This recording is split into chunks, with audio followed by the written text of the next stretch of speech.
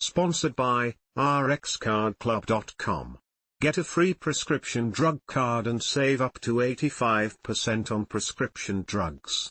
RxCardClub.com. 5 NFL players make history as first to wear Guardian caps in regular season game. If you watched NFL games on last Sunday's opening weekend, you may have noticed a handful of players had oversized heads.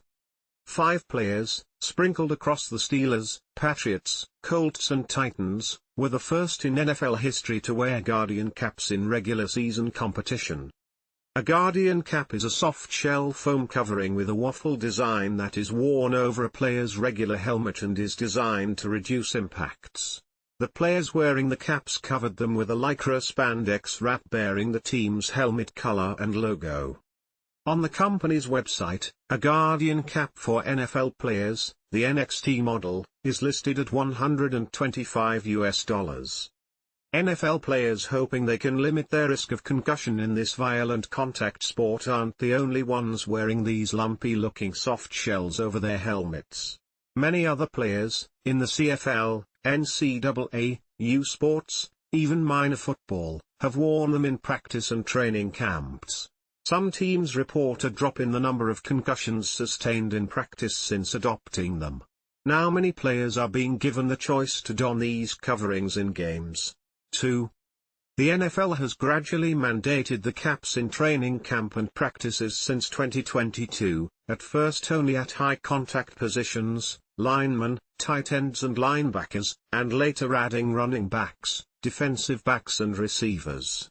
The league says the concussion rate in training sessions among those wearing caps was down about 50% compared to the 3-year average of not using the caps. They say their testing found having a Guardian cap on the helmet reduced the force of contact by an average of 10 to 15%. For 2024, the NFL said players may also wear them in games.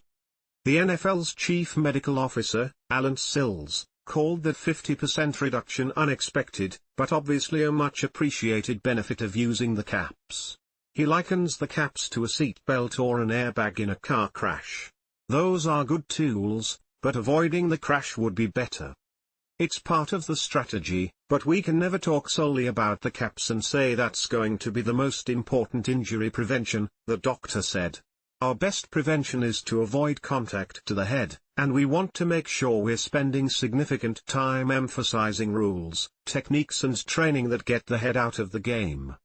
Chronic traumatic encephalopathy, CTE, is a brain disorder caused by repeated blows to the head, and found in several former NFL players. A group of 5,000 retired NFL players sued the league in 2013 for failing to protect them from head-related injuries.